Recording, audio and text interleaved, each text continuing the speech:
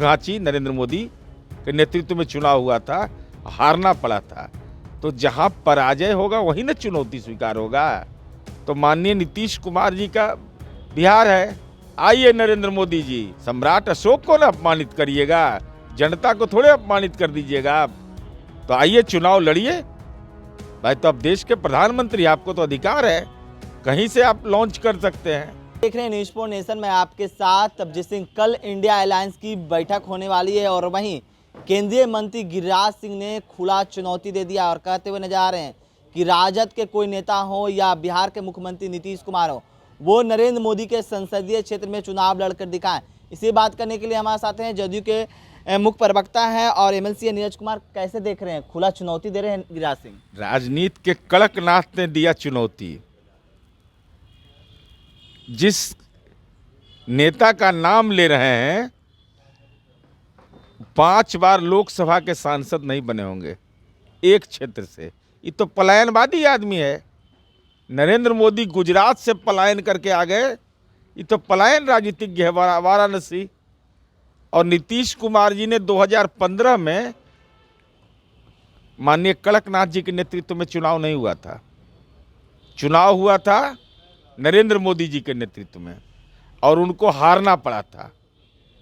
मोड़ घाची नरेंद्र मोदी के नेतृत्व में चुनाव हुआ था, हारना पड़ा था। तो जहां पराजय होगा वहीं न चुनौती स्वीकार होगा। तो माननीय नीतीश कुमार जी का बिहार है। आइए नरेंद्र मोदी जी, पलायन तो आपका स्वभाव है। गुजरात से पलायन करके वाराणसी आ गए, तो पलायन करके आ जाइए बिहार और बिहार में चुनाव लड़ लीजिए। गौरवशाली पाटलिपुत्रा है, यहीं से लड़के आजमाइश कर लीजिए।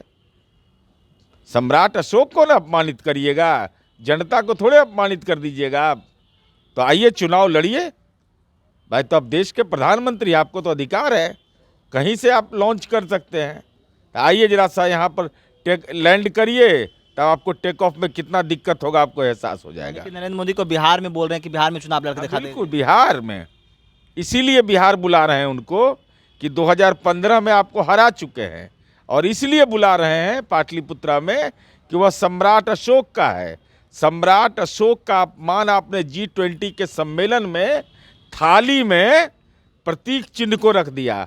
हाथ धुलवाने की मनसा थी विदेशी मेहमानों से, तो उस प्रतीक का बदला भी लेंगे हम आपसे। लेकिन वो तो गिरिराज सिंह चुनौती दे रहे हैं कि आप तो आइए मोदी जी का संसदीय क्षेत्र में लड़कर दिखाइए। आप लोगों को तो रैली भी नहीं करने मिला। मीटिंग नहीं करने दे रहा है हम लोग को। ये गीदड़, राजनीति का गीदड़ लोग है। जब मीटिंग से डर गया तो चुनाव लड़ेंगे। अभी एक ही जगह मीटिंग करेंगे, नाको दम कर देंगे। अभी फूलपुर है, जौनपुर है, कानपुर है, सब जगह पाइएगा। स्लाइड दिखाएंगे इस बार।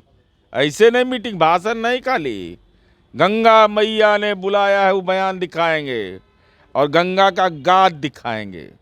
गंगा मैया ने हमको नहीं बुलाया, लेकिन पटना का मेरिन ड्राइव दिखाएंगे।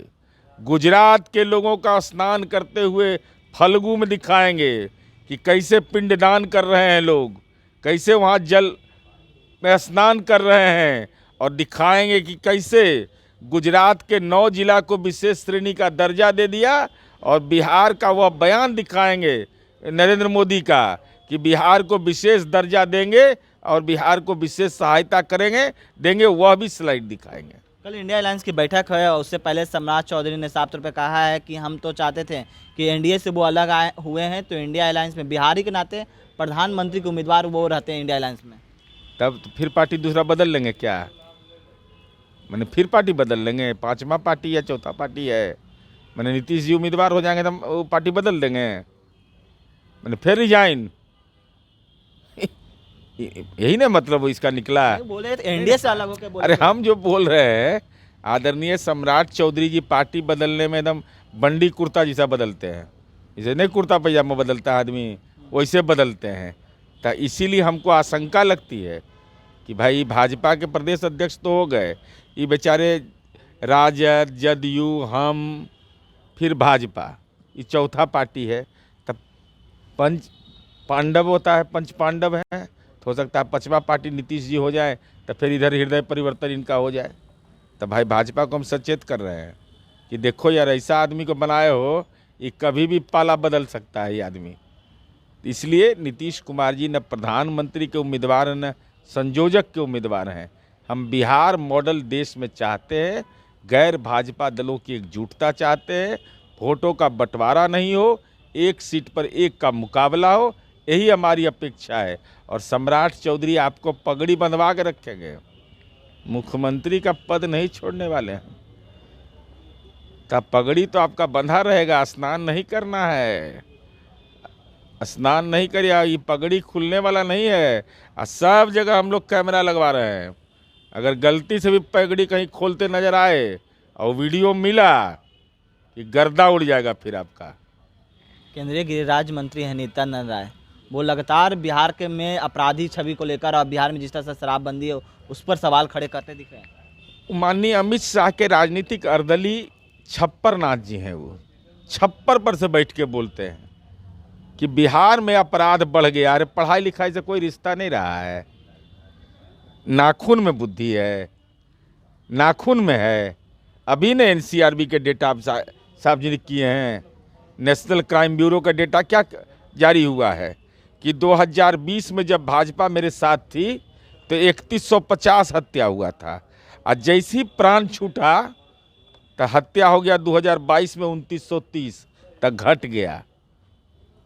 तो इसको कौन, मैंने हिसाब किताब नहीं पढ़े हैं, उन्हीं का डेटा मैं कह रहा हूँ।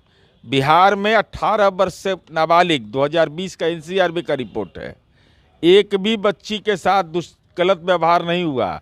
और वो जहाँ चुट्टा कमंडल के सरकार है वहाँ 459 नाबालिग बेटियों के साथ बलात्कार हुआ। नित्यानंद राय समझ में नहीं आता है, छप्पर नाथ बन गए हैं, छप्पर नाथ, छपरे पर से बैठ के बोल रहे हैं, यानी कि बिना तथ्य का आरोप लगा रहे हैं।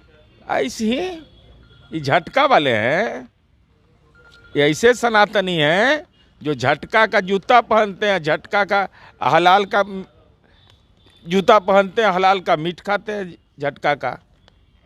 क्या कुछ कर रहे थे जदयू के मुख्य प्रवक्ता नीरज कुमार। आपने सुना जिस तरह से केंद्रीय मंत्री गिरिराज सिंह लगातार बिहार के मुख्यमंत्री नीतीश कुमार को चुनौती देते नजर आ रहे थे, तो उस पर क्या कुछ कहा आपने सुना है। तमाम खबरों बने न्यूज़ के साथ। नमस्कार।